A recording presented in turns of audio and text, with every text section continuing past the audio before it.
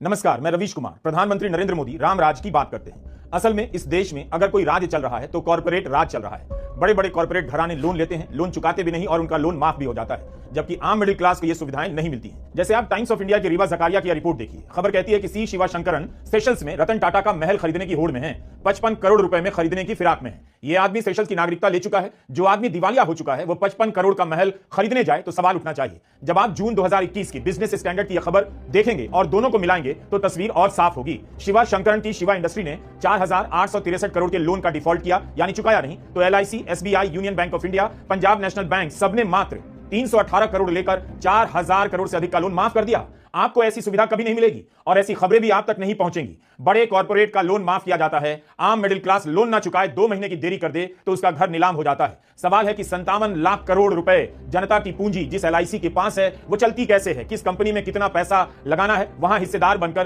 किस आधार पर उस कंपनी के फैसलों का साथ देना है। हम और आप इन बातों पर ध्यान नहीं देते, लेकिन आज ही टाइम्स ऑफ इंडिया और मिंट की रिपोर्ट झटका देती है कि LIC अगर ऐसे चलती है तब तो कई कंपनियां सरकार की गोद में बैठकर जनता का पैसा ही हड़प सकती होंगी और सरकार के पैसे से देश में 2-3 कंपनियों के नेटवर्क को ही पैसा मिलता रहेगा, बाकी कॉर्पोरेट चुप्पी का बहाना करते रहेंगे। क्या LIC के फंड का इस्तेमाल भारत के 2-3 औद्योगिक घराने को बचाने और फायदा पहुंचाने के लिए किया जा रहा है, या सरकार से संबंध बनाकर कॉर्पोरेट LIC के फंड पर कब्जा कर रहे हैं, उसका पैसा अपने हाथ में ले रहे हैं? एक और खबर है, IMF ने, इंटरनेशनल मॉनेटरी फंड ने भारत सरकार के डेटा की क्वालिटी को C ग्रेड में क्यों रख दिया?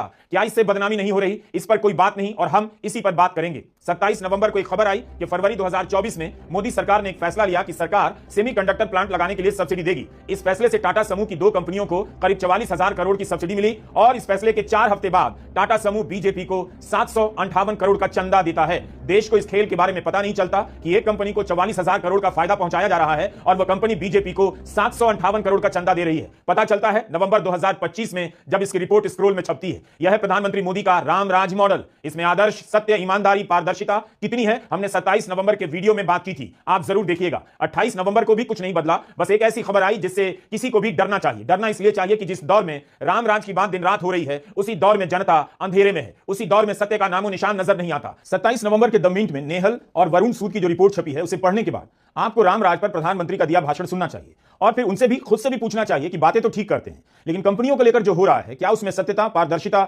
निष्पक्षता है, या 1-2 कंपनियों के लिए ही सरकार चल रही है? सरकार के संसाधन, जनता की संपत्ति 2-3 कंपनियों पर ही लुटाई जा रही है। मिंट की यह रिपोर्ट हवा में नहीं बनी होगी। LIC जिन कंपनियों में हिस्सेदार है वो उन कंपनियों के मामले में किस तरह से मतदान करती है, उसकी प्राथमिकताओं, पैमानों का अध्ययन किया गया है। 9,000 फैसलों का अध्ययन है। वित्त वर्ष 2023 से 9,000 प्रस्तावों में LIC ने किस तरह से भागीदारी की है, इसका विवरण है। 92% प्रस्तावों के पक्ष में LIC ने वोट किया, 6% वोटिंग में गैर हाजिर रही, 2%